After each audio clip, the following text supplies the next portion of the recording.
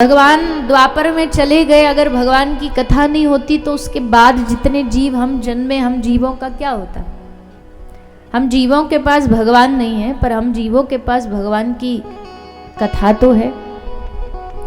और कथा और भगवान कोई अलग थोड़ी है। प्रविष्ट कर्ण रंध्रेन, शास्त्र कहता है जब भी भगवान हमारे शरीर में आएंगे ना, तो कौन से द्वार से आएंगे? प्रविष्ट कर्ण रंध्रेन, कान के दरवाजे से भगवान भीतर आते हैं। कभी कभी आंख के दरवाजे से भी आते हैं कि देख के भगवान से प्रेम हुआ, पर ऐसा इतिहास में बहुत उदाहरण है कि देखने वालों को भी भगवान से प्रेम नहीं हुआ। जैसे उदाहरण के लिए दुर्योधन रोज कृष्ण को देखता था, पर प्रेम थोड़ी हुआ। शिशुपाल रोज कृष्ण को देखता है, पर उससे प्रेम थोड़ी हुआ। उल्टा भगवान पे दोष लगा रहा है, गालियां दे रहा है। भगवान सामने भी खड़े होंगे ना, और जीवन में सत्संग नहीं होगा तो भगवान को पहचान नहीं पाएंगे, और पहचान भी लेंगे तो मान नहीं पाएंगे। दुर्योधन ने स्पष्ट कहा है, जानामि धर्मम न च मे प्रवृत्ति, जानामि अधर्मम न च मे निवृत्ति। दुर्योधन कह रहा मुझे पता है क्या पाप है और क्या पुण्य, क्या गलत है क्या सही है। मुझे पता ये गलत है, फिर भी मेरा मन उससे हट नहीं रहा। ये सही है, ये पता है, फिर भी मेरा मन उसमें लग नहीं रहा। तो ये फिर कौन कराएगा? ये अभ्यास कराती है भगवान की कथा, भगवान का सत्संग। इसलिए सत्संग को हल्के में नहीं लेना चाहिए। कई लोगों को ये सत्संग बस नाटक लगता है।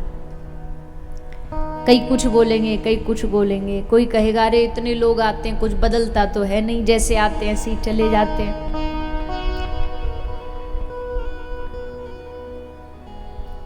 एक महाराज जी थे, पूज्य पाठ श्री रामायणी जी महाराज, वो उदाहरण देते थे कि लोग कहते हैं कि ये जितने श्रोताओं को तुम कथा सुना रहे हो ना, ये सब घड़े हैं, ये बुद्धि क्या घड़ा हमारी। पर कैसे घड़े हैं? वो उल्टे घड़े हैं। टंकी के नीचे उल्टा घड़ा रख दो, उल्टा मटका रख दो, तो मटका पानी से भरेगा? बताइए ना, हाँ कि नहीं? नहीं भरेगा।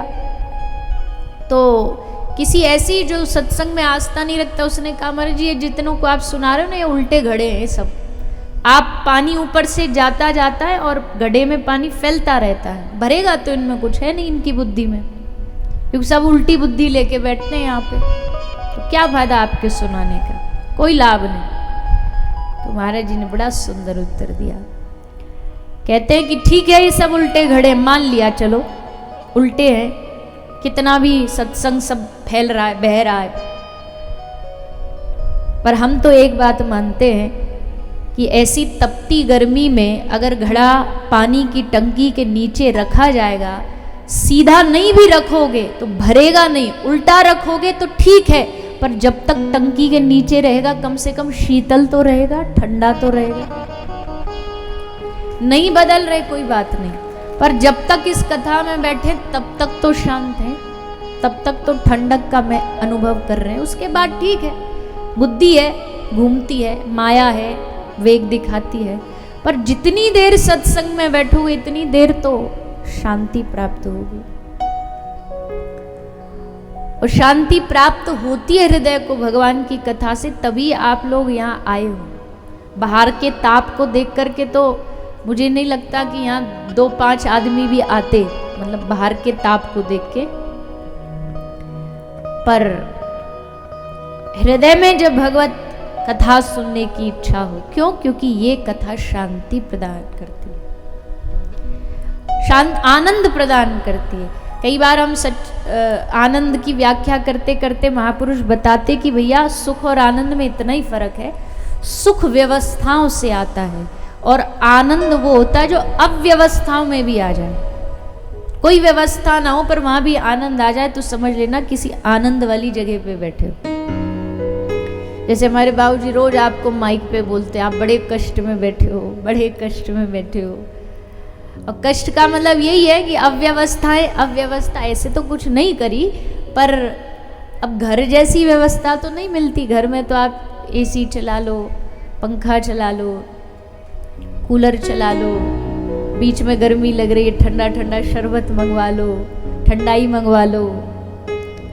अब यहाँ कौन आपको ठंडाई पूछने वाला है, कौन आपको शरबत पूछने वाला है। गर्मी पड़े तो पड़े, लू लगे तो लगे, पर फिर भी अव्यवस्था में अगर आदमी को भीतर से शांति मिल रही है तो समझ लेना यहां सुख नहीं है, यहां आनंद है, यहां आनंद की जगह है। तो भगवान का सत्संग सुख नहीं देता, भगवान की कथा आनंद देती है।